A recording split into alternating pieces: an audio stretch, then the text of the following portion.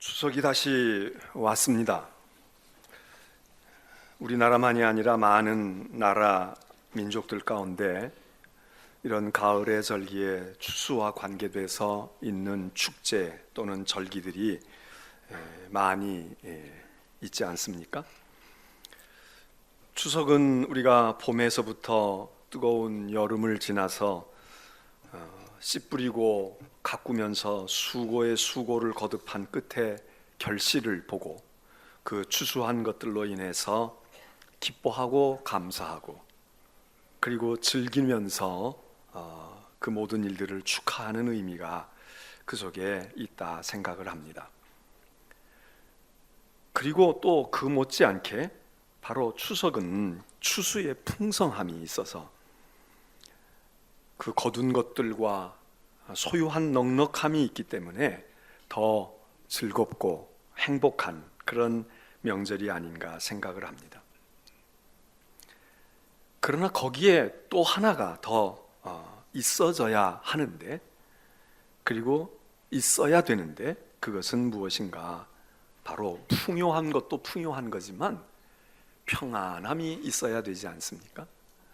음식을 잔뜩 장만해 놓고 형제 친지들이 많이 모여 있는 그런 풍요로움이 있지만 그 뭔지 모르게 가정에 평안이 없고 불화가 있고 갈등이 있고 오해가 있다면 그 추석이 무슨 그렇게 행복하고 복된 추석이겠습니까? 지난 주간 우리는 큰 뉴스에 눈과 귀를 세우며 추위를 바라보았습니다. 남과 북의 정상이 만나는 그런 일들을 통해서 우리나라가 어찌 될 것인가, 그런 기대를 가지고 지난 한 주간이었습니다.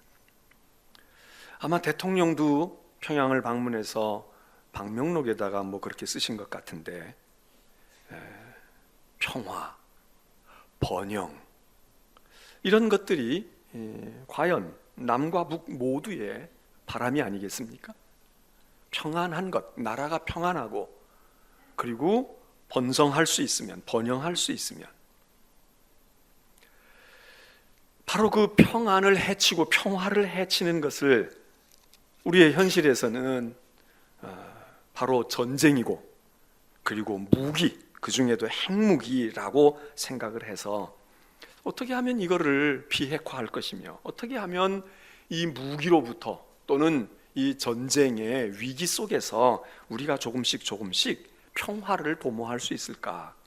그런 관심이 남과 북의 모두의 공동의 관심이라고 생각을 합니다.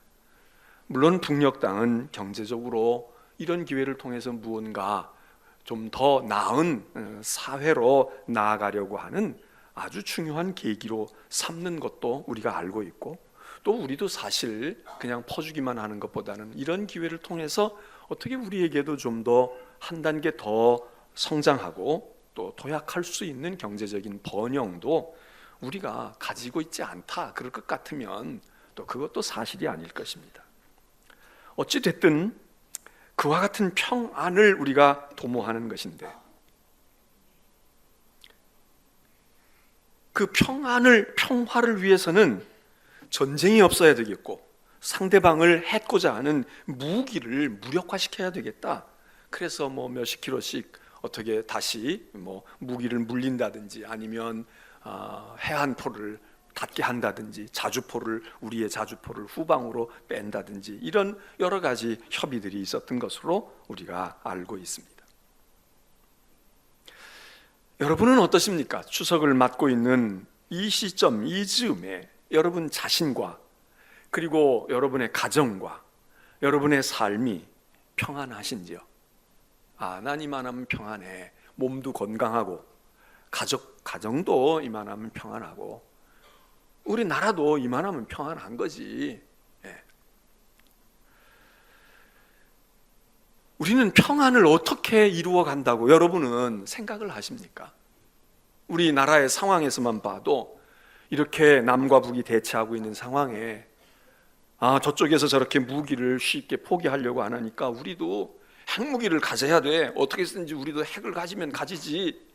어떤 규제를 벗어나서라도 어떻게 해야 돼. 이렇게 생각하는 분들부터 시작해서 핵무기는 여러 가지로 우리가 가질 수 있는데 문제가 많을지라도 그걸 대체할 수 있는 우리도 국방력을 강화해야 돼.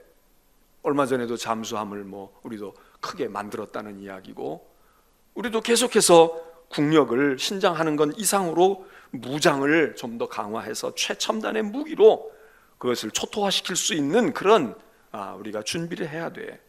여러분, 평화를 위해서 상대방보다 우리는 더 강한 무장과 무기와 그리고 국방력을 길러야 평화가 도모되겠습니까? 유지되겠습니까? 아니면 우리도 다 포기하고, 북녘도 다 핵무기를 포기하고 다 포기해서 비무장화하면 그러면 평화가 올 거다. 그렇게 여러분들은 신봉하고 계십니까?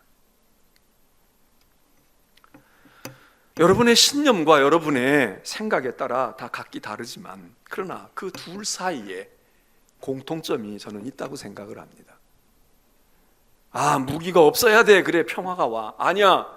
무기를 가지는 것은 바로 평화 때문에 무기를 가지는 거야. 군대가 왜 필요하니? 군대 없었어 봐. 벌써 적화 통일됐지. 그래도 우리가 이만한 국력을 가지고 국방을 하고 있기 때문에 넘보지 못한 거 아니야? 그러니까 군대는 상존해야 돼. 더 강력한 군대를 만들어야 돼. 그 둘 사이의 공통점이 무엇일까요? 둘 사이의 공통점은 방법은 다르지만 이런 방법과 이런 방법을 통해서 평화의 상태를 유지할 수 있다. 그 상태가 되어야 우리가 평화하다는 이야기 아니겠습니까? 전쟁을 억지해서 억지력을 가져서 우리가 평안하든지, 아니면 우리가 다 무장 해제를 해서 싸울래도 무기가 없고 손톱도 발톱도 없어서 물어 뜯을 수도 없어서 그래서 평안할 수밖에 없어. 그러니까 평안하다는 그 공통점, 그건 평화는, 평안한 것은 평안해야 평안하다 아닙니까? 평화로워야 평화로운 거지. 무기가 있어서 평화로울 수도 있고 없어서 평화로울 수도 있다. 이 차이는 있지만 오늘 성경은 평안에 대해서 이야기합니다. 그런데 오늘 성경에서 이야기하는 평안은 그것들과 조금 다릅니다. 여기서 이야기하는 이 평안은 상황과 사태가, 우리가 처한 현실이 평안하기 때문에 평안을 얻는 게 아닙니다. 여기 시인은 이야기합니다. 군대가 나를 대적하여 진치고 있다는 거예요. 지금 전선이 형성되어 있어요. 비상이 걸렸어요. 완전 무장을 하고 지금 출동할 준비를 하고 있어요. 전쟁이 일어나서 나를 치려고 한다는 거예요. 전선이 형성이 됐어요. 저기서 포종 소리가 들리고 있어요. 그런데 이 시인은 이야기합니다. 군대가 나를 대적하여 진치고 있는데도 내 마음이 두렵지 않아. 전쟁이 일어나서 지금 이렇게 전선 속에서 총질을 하고 있는데도 불구하고 나는 편안해, 안전해, 평안하다고. 여러분, 이 평안은 다른 것입니다. 무기를 가지고 너를 압도하기 때문에 네가 나를 깔보지 못하는 거야. 너 한 번 나한테 먹이면 나는 너를 10대로 때릴 수가 있어. 이러니까 평화가 있다? 그것도 눈치 보고 지금 평안의 상태를 유지해서 간신히 평화가 가는 것이죠. 아무것도 없어도 그것도 평화로운 상태입니다. 근데 성경이 지금 말하고 있는 건 그런 것이 아니라는 거예요. 전쟁이 벌어질 수 있어요. 지금 총칼을 들고 서로 겨누고 있어요. 싸움이 한쪽에서는 벌써 벌어졌습니다. 그런데 나는 평안해, 태연해. 여러분, 이 평안은 상황 때문이 아닙니다. 내 사정 때문이 아닙니다. 내 상태가 평안하기 때문에 그런 것이 아닙니다. 이건 상대적인 것이 아닙니다. 이건 절대적인 겁니다. 상황과 상관이 없는 것입니다. 이거는 주변 세계가 어떻게 되고 나라가 어떻게 되고 다른 사람이 어떻게 해서가 아니라 그냥 나로부터 시작되는 평화입니다. 내가 가지고 있는 평화예요. 나는 두렵지 않다는 거예요. 나는 무섭지 않다는 거예요. 나는 그것 때문에 좌지우지되지 않는다는 것입니다. 핵과 ICBM이 있으면 평안하지 못하고 없으면 평안하고. 그런데 아이러니한 것은 핵무기와 ICBM을 북한은 가지고 있어야만 평안하겠다는 거예요. 안전하겠다는 거예요. 자기가. 남한은 너희들이 가지고 있는 핵무기와 ICBM 때문에 우리는 평안이 없다는 것입니다. 여기 성경은 그런 상황이 문제가 아니라 내 속에 평안함이 있냐, 내 속이 편안하냐, 내가 그러냐, 나는 이러이러하니까 그래, 이러이러하니까 그래, 그런 것이 아니라 너 평안해? 너 평안하냐고. 상황 얘기하지 말고 내 속에 평안이 있냐고, 그 얘기입니다. 오늘 성경의 말씀은 어떻게 그것이 가능하냐? 여기 시인은 내게는 하나님이 계시기 때문이야. 하나님은 나의 빛이고 나의 구원이시니 내가 무엇이 무섭겠어? 누가 있다고, 총든 사람이 있다고 두렵겠어? 여호와가 내 생명의 능력이시니 내가 죽음을 두려워할까? 그 얘기입니다.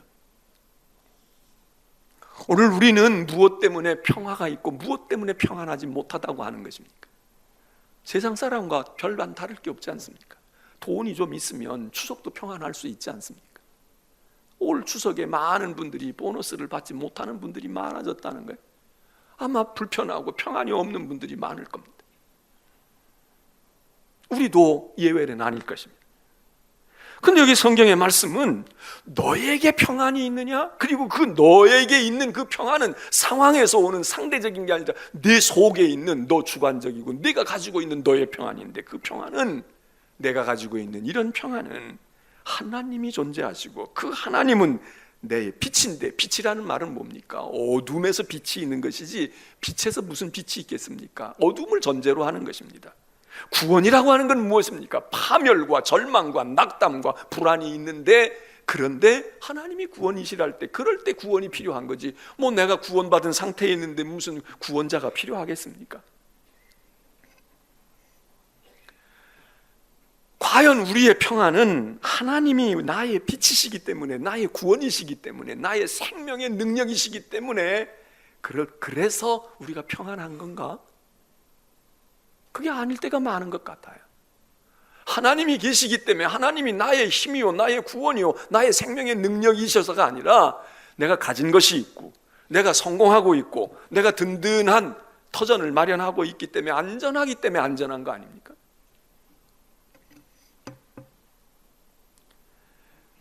여기 이 성경의 말씀은 오늘 우리들에게 시사해 줍니다. 너 평안해? 내 인생 평안하니? 내 집안 평안해? 상황 때문이 아니라 정말 너에게 평안이라는 게 있어.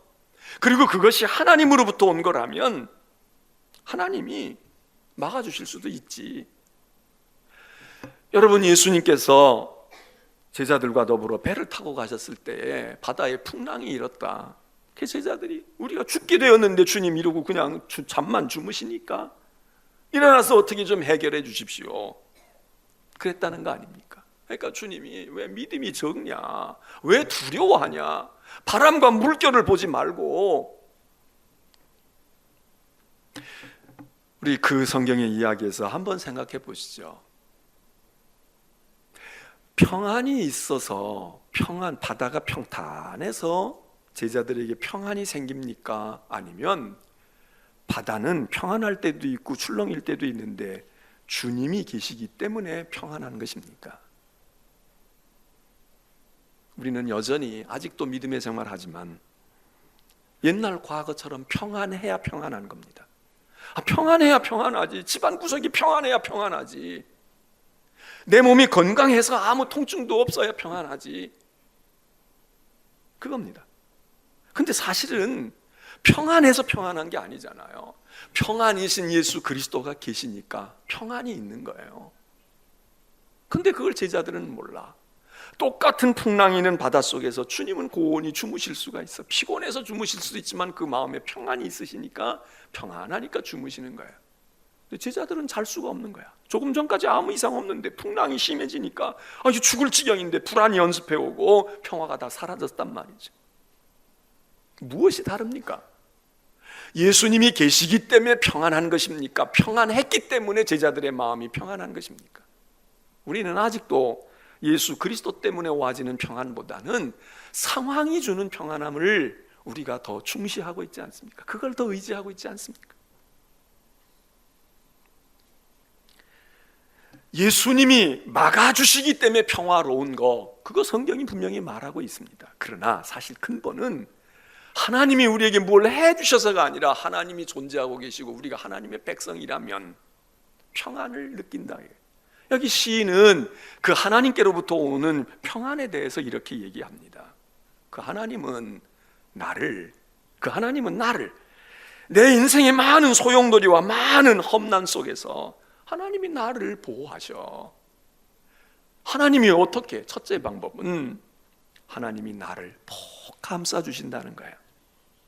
은밀한 중에 하나님께서 은밀하게 나를, 계속 원수들이 내 살을 먹으려고 달려들고 나를 막 넘어뜨리려고 하지만 하나님께서 나를 이렇게 포대기에 싸는 것처럼 나를 푹 싸서 나를 지켜주신다. 특별히 언제? 환난 날에. 5절 말씀에 여호와께서 환난 날에 나를 그의 초막 속에 조용히 은밀히, 아주 쥐두새도 모르게 내가 어디에 가 있는지 모르도록 나를 숨겨주신다는 겁니다. 이게 하나님을 나의 힘이요, 나의 구원이요, 나의 생명의 능력이라고 믿는 사람이 이 확신이 있기 때문에, 난리가 나도 괜찮다 이거예요. 이거는 구원의 확신을 가진 사람들이 가지는 아주 특징입니다. 큰 확신이며 그리고 하나님이 주신 축복입니다. 그래서 하나님이 나를 환난 날에 보호하신다. 여러분, 언제든지 보호를 받는 것은 좋지만 특별히 건강하고 내가 아무 문제 없을 땐 그렇게 나 보호해 주는 사람이 없어도 괜찮습니다. 그러나 환난을 당하게 될 때는 내가 의지가 필요해요. 내가 젊고 힘있고 세상 일이 바쁘고 나 오라는 사람도 많고 만나야 할 사람도 많고 그리고 해야 할 일도 많을 때에는 나에 대해서 사람들이 신경을 안 쓰고 관심을 안 가져도 상관없습니다. 근데 일이 다 끝났어요. 사회에서 다 이제는 뒤로 물러 앉았어요. 또 사업이 왕성하지가 않고 지금은 확 힘들어졌어요. 하루 종일 전화를 기다려도 전화 한 통화 주문 오는 데가 없어요. 전에는 누가 만나자는 것도 귀찮은 거예요. 나 바빠, 시간이 없어. 근데 우리 인생이 그렇게만 되지 않지 않습니까? 어느 땐가 우리에게 환난이 온다. 어느 땐가 우리에게 고독할 때가 온다. 어느 땐가 우리의 기력이 내가 기력이 이전 같지 않구나 하는 때가 오지 않습니까? 문제는 그럴 때 나의 도움이 있고 나를 보호해주고 나를 후원해주고 나를 격려해줄 무엇이 있어야 되는데, 하나님께서 환난 날에 우리를 그렇게 하신다는 거예요.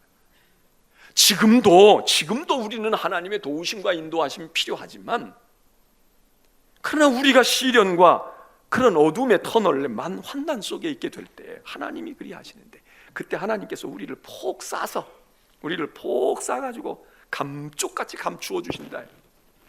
원수가 나를 찾으러 와도 내가 어디 있는지 몰라, 어디에 내가 숨었는지 종족도 없이 하나님께서 너 여기 있어. 당신의 비밀한 초막 속에 우리를 숨겨주시고, 너 여기서 먹고 자고, 너 그동안 잠도 못 잤지? 푹 자라. 아무 걱정하지 말고 필요한 거 있으면 얘기해. 내가 밖에 문제는 알아서 해결할 테니까 너 여기 찾을 수 없어. 그러니까 여기서 너 쉬고 먹고 너 힘 좀 회복해. 그리고 하나님께서 우리를 초막 속에 감추어 두신다는 거예요. 우리는 하나님의 은혜 가운데서 하나님께서 우리를 이렇게 보호하시는 것을 우리가 크든 적든 경험하지 않습니까? 하나님이 폭풍 속에서 나를 다 지나가게 하셨구나. 사람들이 나를 색출하려고 하고 나를 끄집어내려고 하고 나를 표적 삼고 있는데, 그런데 그 속에서 우리를 모면하게 하시는 하나님, 우리를 보호하시는 하나님, 감쪽같이 우리를 지나가도록 우리를 꼭 싸고 계시는 하나님. 그런데 오늘 이 시인은 그렇게 이야기하면서 하나님이 나를 환난 날에 그의 당신의 비밀한 아지트에다가 나를 꼭 숨겨 놓으시고 나를 지키시고, 뿐만 아니라 나를 은밀한 장막 속에, 하나님만 알고 계시는 은밀한 처소에, 피난처에 나를 꼭꼭 숨기시면서 나를 보호하시니, 폭탄이 터지지만 방공호 속에 들어갈 수 있는데 무엇이 문제겠느냐? 이런 타입의 하나님의 보호하심, 그것 때문에 든든한 겁니다. 근데 또 하나 이 시인은 이야기를 합니다. 하나님이 그렇게만 나를 보호하시고 빼돌리고 숨기시는 하나님이 아니야. 원수가 나를 향하여 오고 총칼 들고 오는데 말이야, 나를 높은 바위 위에 나를 두시리로다. 여러분, 높은 바위 위에 둔다는 얘기는 온 천하가 다 보라는 얘기입니다. 조금 전에 이야기한 것과는 정반대의 방법을 하나님이 우리에게 사용하신다는 거예요. 높은 바위 위에 다 노출시킨다는 거예요. 다 노출시킨다. 여러분, 요즘같이 현대 무기가 발달한 사회 속에서는 꽁꽁 숨겨놔도 지하 벙커 속에 들어가 있어도 다 벙커버스터 같은 폭탄을 터뜨려가지고 거기 있는 사람도 다 진멸을 시킨다는 거 아닙니까? 저 산등성이 넘어 그 뒤에 굴 파고 앉아있는 것도 미사일로 추적을 시켜가지고 거기까지 끝끝내 찾아 들어가서 바닷속이든 물속이든 공중이든 구름 속이든 다 표적을 맞출 수 있는 미사일들을 발명해내지 않았습니까? 근데 옛날엔 그렇지 않았죠. 옛날에는 그러니까 숨어서, 공격을 숨어서 피하는 방법이 하나, 동굴 속으로 들어가거나 어디로 피신하거나 이렇게 할 수 있는 방법이 있지만, 또 하나는 뭐냐 하면 활 쏴봐야 거리가 너무 멀어.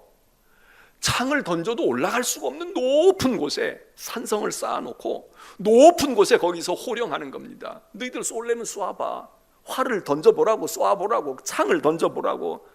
어림도 없죠. 저 발 밑에 다 떨어져. 그러니까 안전한 거야. 노출되어 있지만 안전한 거예요. 안전한 거예요.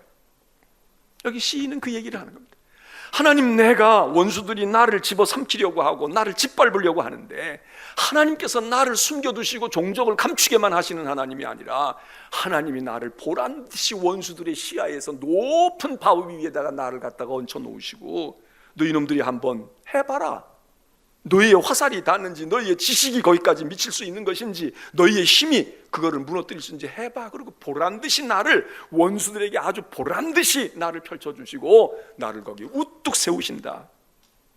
또 다른 말로는 뭐라고 얘기하냐면 내 머리가 들린다 이거예요. 포로가 되거나 죄를 지으면 다 고개를 떨굽니다. 부끄러워서 떨구고 두려워서 떨구고 눈을 마주치지 못하지요. 그런데 여기 하나님께서 말씀하시는 게, 너 머리를 들어. 네가 머리를 들으라고. 원수들 앞에서, 나 살기가 등등한 그 원수들 앞에서 내가 기가 죽고 내가 두렵고 떨리는데 하나님께서 그렇게 하지 않는다. 야, 너 뭐 잘못했어? 무슨 잘못이 있냐?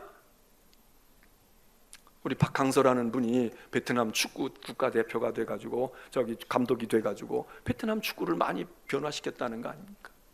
근데 이번 아시안 게임에서도 좋은 성적을 얻었지만 그 전에 중국에서 무슨 대회가 있을 때 베트남 선수들이 잘해가지고 뭐 준결승인가 결승까지 갔는데 막판에 졌다는 거 아닙니까?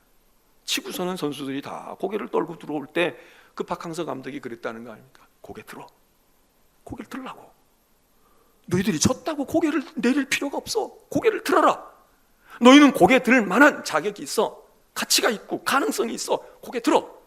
너희는 패한 게 아니야. 거기서 막 그 선수들이 말이죠, 지금 여기까지 올라온 것도 기적 같은 일이지만, 아 그렇구나, 우리가 진 거 이게 부끄러운 게 아니야. 그리고 지도자가 딱 세워줬다는 거 아닙니까? 하나님께서 우리가 세상에서 살아가는 동안 고개를 떨구지요. 경제적인 힘이 없죠. 우리가 또 과오가 많고 허물이 많고 죄가 있고 실패하고 부끄럽고 추한 것들이 있고, 그래서 숨고 싶고 막 그러는데 어떤 때는 하나님이 꽁꽁 숨겨서, 알았어, 이리 와, 걱정하지 마라, 내가 너 알고 내가 너 이해하잖아. 그리고 감싸주기도 하지만 하나님께서 우리의 등을 쳐서 내보내시는 거야. 야, 이리 와, 너 왜 기죽었어? 네가 뭐 잘못했어? 네가 뭐가 부족해? 네가 지금 어떻다는 거야? 네 모습이 어떤 거야? 이리 와. 그리고 원수들이 저기 지인을 치고 있는 그 앞에다 높은 바위 위에 우리를 데리고 올라가서 고개 들어라. 원수들이 너를 해하지 못해. 너희는 강하고 담대하고 고개를 들라. 여러분, 하나님이 우리를 그렇게 보호하시고 그렇게 인도하신다는 거예요. 어린 아이들의 애니메이션 만화 영화 가운데 라이언 킹이라는 거, 옛날에 벌써 오랜 전에 많이 유행했던 만화 영화가 있잖아요. 저는 우리 아이들이 어렸을 때 그 라이언 킹이 미국에서 한참 유행할 때였기 때문에 그거 봤는데, 그걸 보고도 또 이 비디오 테이프에다가 담아놓은 걸 사달라고 그래서 그걸 보고 또 보고, 특별히 우리 막내 아이가 말이죠, 그걸 보고 또 보고 그러는 거예요. 그래서 저도 그냥 어깨 너머로 그걸 거의 다 머릿속에다 넣었다시피 했어. 제가 이 성경을 읽으면서 그 라이언 킹의 그 장면 가운데서 여러 가지 명장면들이 있지만 그 중에 딱 큰 높은 바위 위에 그 주인공 사자가 말이죠, 딱 서가지고 천하를 호령하는 그림이 포스터도 나오고 그렇게 돼 있지. 높은 곳에, 그래, 하나님이 우리를 높은 곳에, 그 사자 왕국의 아버지가 자기 동생이 아주 흑심을 품고 반역을 일으켜가지고 지 형을 죽이고는, 그리고 조카가 왕이 되는 걸 못하게 했다는 얘기 아닙니까?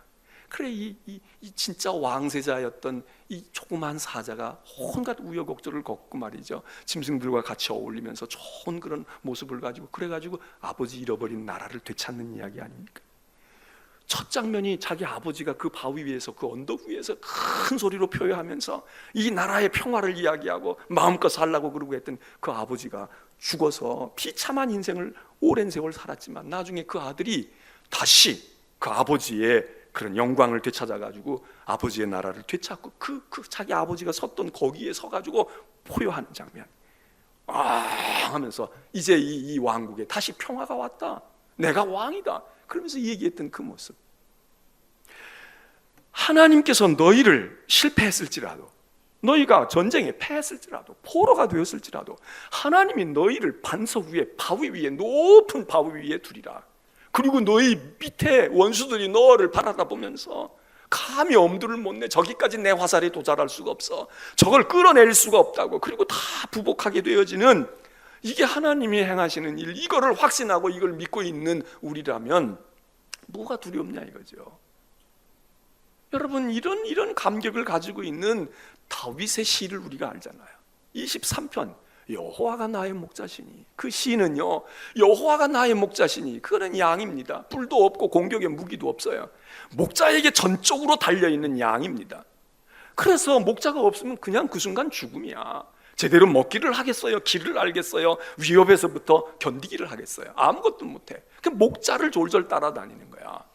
그런데 그런 양으로, 하나님이 선한 목자니까, 그리고 우리가 하나님 의지하고 우리의 인생은 아무것도 나는 못해도 하나님이 나에게 이렇게 하신다. 여러분, 그게 그 성경의 주된 내용이지만 그 성경의 마지막으로 갈수록 광경이 바뀝니다. 그냥 무기력한 양이 풀밭에 데려다 풀이나 먹고, 여기 물 있으니까 물 먹어, 이러는 게 아닌 거예요. 그 시편, 짧은 시편이지만 죽음의 터널을 지나가도 두려워하지 아니하고, 사망의 그림자가 있어도 나를 해치 못할 거에 확신을 가지고 있는 이 양은 그냥 양으로 끝나지가 않아요. 그냥 목자를 졸졸 따라다니는, 말만 잘 듣는 그런 양으로 끝나지 않아. 그 시의 이미지는 맨 마지막에 놀랍지 않습니까?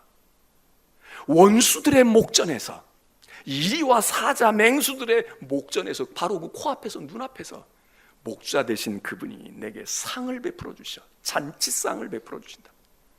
너 어디 잡아 먹어봐. 어린 양이라고 너희들 얕잡아 봤는데 잡아 먹어보라고. 그리고 상을, 큰 잔치의 상을 베풀어 주시고, 그리고 그 목자이신 하나님이 그 양된 그와 더불어 앉아서 거기서 한판 거나하게 먹고 마시면서 머리에는 기름을 부어주시고, 그 잔에는 잔뜩 잔을 채워서, 술을 부어서 잔뜩 채워주시면서 마셔, 보란듯이 건배하고 먹으라고. 여러분, 이게 얼마나 반전되는 모습입니까? 원수 앞에서 고개를 숙이고 있던 그에게 고개 들어, 너 고개 떨굴 이유가 없는 거야. 그리고 고개를 빳빳이 세우게 하시고, 너는 두려울 게 없어, 너는 잘못한 게 없다고, 너는 걱정이 없어. 그게 시편 23편의 마지막 부분 얘기 아닙니까? 원수의 목전에서 내게 상을 베푸시고, 그리고 내 머리에 기름을 바르시고 내 잔을 채워주시니 내가 여호와의 집에 영원히 살 거다. 하나님의 집에 내가 영원히 살 거야. 나 어느 누구도 나 넘어뜨리지 못해. 나 영원히 살 거야. 이게 평안 아닙니까? 이게 안전 아닙니까?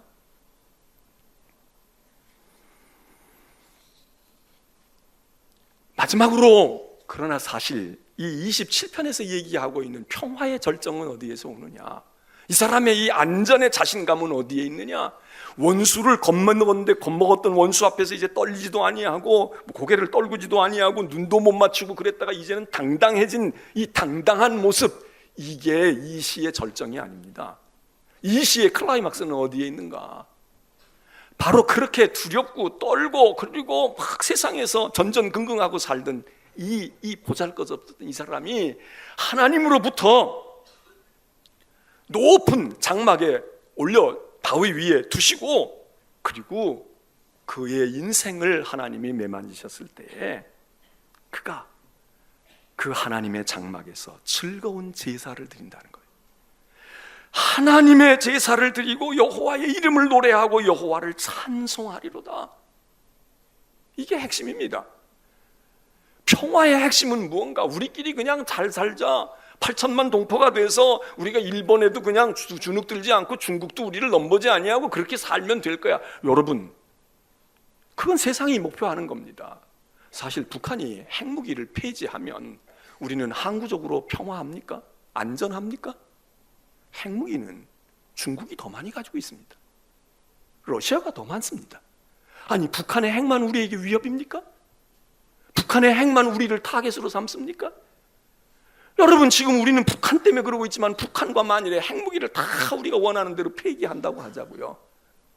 엊그제 일본은 수상이 3선이 됐습니다. 최장수의 수상이 될 가능성이 있다고 보도합니다. 그 사람의 일성은 전쟁하는 나라로 만들기 위해 헌법을 바꾸겠다는 겁니다. 일본이 재무장하는 것은 쉽다는 것을 우리가 다 알고 있습니다. 북한이 핵을 아무리 많이 가졌어도 북한의 핵이 없어지면 우리 대한민국 백성들은 8천만 동족들이 하나가 되고 이제는 태평성대를 누릴 것 같습니까? 저는 그렇게 생각하지 않습니다. 그 다음에는 중국 핵과 맞받쳐져요. 일본 핵과 만나야 될 겁니다. 러시아의 핵과 만나야 될 겁니다. 여러분, 무슨 평화가 그렇게 항구적으로 우리에게 오겠습니까? 오히려 지금 그래도 북한이 저쪽 러시아, 중국이 자기 편이니까 그래도 그러고 있고, 이쪽은 또 이쪽대로 남한을 그러고 있으니까 우리가 우리끼리는 좀 고달퍼도 사실 큰 문제가 안 나는지도 모릅니다. 만일 우리가 통일하고 그러면 누가 우리를 좋아하겠습니까? 곧바로 전선이 더 큰 중국과 일본과 미국으로 전선이 확대가 되는데 진정 우리가 평화가 있겠습니까? 그 평화를 여러분은 믿으시고 그 평화가 우리를 항구적으로 우리의 자자손손, 우린 이제 아무 문제도 없을 거야, 전쟁이 안 날 거야. 여러분, 북한과는 전쟁 안 할지도 몰라도 중국과 해야 될지 누가 압니까? 일본과 해야 될지 누가 압니까?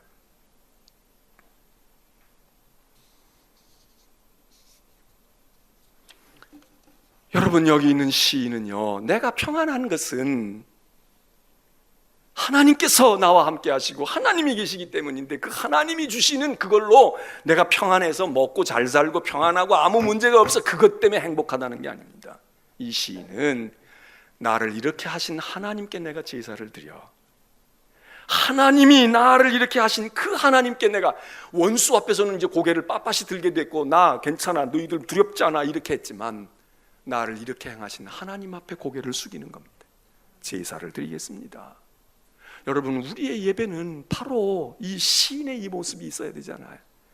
여기 비밀한 초막 속에 오늘 하나님이 여러분을 꽁꽁 감싸주고 숨겨주셔야 할 사람들이 있어요. 하나님, 내 아픔과 내 불안과 내 이 걱정과 내 이 수치와 내 죄악을 하나님 드러나지 않게 하옵소서. 그러니까 하나님께서 여러분을 지금 이 시간에 꽁꽁 은밀한 초막 속에 깊숙한 하나님의 아지트에 우리를 딱딱 숨겨주어야 할 사람들이 있어요. 저나 여러분이나 그게 필요해. 또 한편으로는 하나님이 보란듯이 우리의 얼굴을 들게 해주셔야 할 필요가 있어. 하나님, 내 체면 좀 살려주세요. 하나님, 내 자존심 좀 살려주세요. 하나님, 내가 이렇게 굴욕을 당했어요. 그리고 바위 위로 우리를 끌고 올라가서 고개를 들으라고, 내가 너를 알아, 걱정하지 마라. 그리고 우리 명예를 회복시켜 주시는 하나님의 은총이 이 예배 시간에 있어야 되는 것 아닙니까? 일어서야지. 중국도 굴기 한다는데 일어서야지. 그런데 그 모든 것의 정점은요, 초막 속에 싸주었던 사람이 되었던, 바위 위에 높이 들어서 세움을 받은 사람이 되었던 그들이 이 시간에 모여서 그 하나님 앞에, 하나님이 나를 세워주신 그 하나님 앞에 거기서 무릎을 꿇고 거기서 엎드리고 그분을 찬양하고 그분을 고백하고 그분을 노래하는 것, 이게 이 예배 시간에 백미가 아닙니까? 그게 백미가 아니에요? 왜 우리가 세상에서 이기려고 합니까? 왜 평화해야 합니까? 우리를 그렇게 행하신 그분 앞에 무릎을 꿇고 그분의 구원을 노래하고 그분의 축복하심을 감사히 여기고 그 은혜를 마음껏 찬양하고 경배하고 엎드려 경배하는, 그게 이 시인이 지금 꿈꾸고 있는 거예요. 내가 여호와께 제사를 드릴 겁니다. 제사는 제물이니까 자기를 죽일지도 모르지요. 자기 값비싼 것을 깨뜨려 버릴지도 모르지요. 그러나 그럴 가치가 있다. 오늘 여러분은, 오늘 우리의 예배는 어떤 예배입니까? 하나님 나 숨겨주세요. 하나님 나 좀 보호해주세요. 하나님 이 비바람이 지나가게 해주세요. 하나님 나 아시잖아요. 그렇게 예배. 하나님 나 이제 나 좀 일어서게 해주세요. 하나님 나 좀 높은 바위 위에 나를 두시고요. 내 인생 말이 아니었는데 하나님 나 이제 좀 세상 두려워하지 않고 당당하게 해주세요. 그것과 더불어 하나님만이 나의 하나님입니다. 내가 세상에 고개를 들고 나서 보니까 하나님 앞에 고개를 숙이게 됩니다. 하나님 앞에 엎드리게 되고요. 하나님 앞에 무릎을 꿇습니다. 그리고 찬양과 감사와 기쁨이 터져나오는 거예요. 그게 평안한 사람의 목적이고 그게 본성 아니겠습니까? 여러분 추석에 풍성하셔야 되겠죠. 먹을 것도 있고 형제 동기간도 많고 일에 성공도 있고. 그러나 여러분 평안한 추석이 되시길 바랍니다. 평화의 추석이 돼야 되는데 그 평안한 상태 때문에 와서 금년에 사업 잘 됐으니까, 그래도 금년에 우리 다 이렇게 됐으니까 그래서 평안함은 곧 깨집니다. 그게 아니라 평안해서 평안한 게 아니라 내가 평안한 나이기 때문에, 그리고 하나님이 계시기 때문에, 그분이 허락하신 것 때문에 평안해야 됩니다. 지금 내 인생엔 전쟁과 난리가 일어났어요. 지금 내 육체 몸에서는 지금 많은 질병의 고통이 있어요. 얼마 전에 제가 아는 어떤 분이 큰 육체의 병을 얻어서 그래서 고통을 당해, 그래서 어려움을 당해가지고 말이죠. 걱정이 많았습니다. 근데 얼마 전에 저한테 문자가 왔어요. 암으로 판정이 돼서 수술을 받으려고 열었다는 거예요. 근데 암세포가 없다는 거예요. 암세포가 없다는 거예요. 하나님이 날 살려주셨어요. 하나님이 날 살려주셨어요. 여러분 그렇게 살아나서 건강하면 사업 열심히 하고 그리고 땅의 삶을 잘 살아야 되겠지만 그의 마음속에 하나님이 날 살려주셨어요. 그 말은, 제가 보기에 그 글은 하나님을 찬양하는 거예요. 하나님이 나를 불쌍히 여기셔서 나를 살려주셨어요. 그게 신앙이 없는 사람, 신앙 없는 사람도 뭐 오진일 수도 있고 또 뭐 암세포가 없어질 수도 있겠죠. 그 사람들은 그냥 감격하고 감동한 거야. 이제 도움으로 받았으니까 잘 살아야지. 여기로 끝이잖아요. 근데 우리는 결국 하나님 앞에 무릎을 꿇고 하나님을 높이고 하나님의 은혜를 찬양하는 거, 이게 우리의 예배의 정점이고 우리의 삶의 정점이고, 그거 아니지 않습니까? 그거 아닙니까? 추석에 여러분들 좀 식구들이 불편할 수도 있습니다. 그거 잘한 일은 아니지만 또 여러분이 지금 걱정스러운 일들을 가지고 명절은 또 명절대로 지나야 할 분도 있어요. 아마 명절 뒤에 더 큰 일들이 여러분을 기다리고 뻔히 스케줄상 나와 있는데도 명절을 지켜야 되니까 그럴 수도 있어요. 그러나 하나님 나로 지금 이 순간에 평안케 하옵소서. 하나님, 전쟁과 난리가 났음에도 불구하고, 전선이 지금 터졌는데도 불구하고 나는 안연한 그 평안을, 그것을 나에게 주시면 하나님 나에게 허락하시고 내가 여호와께 제사를 드리겠나이다. 하나님의 이름을 찬양하고 하나님께 엎드려 고개를 세상을 향해서 꺾는 것이 아니라 하나님께 꺾겠습니다. 하나님 앞에 엎드리겠습니다. 그러면 이번 추석이 우리의 상황은 좀 바뀐 것이 없을지 몰라도 여러분이 시편 27편의 주인공이 되시리라 믿습니다. 평안한 나날들이 되시기를 축원합니다.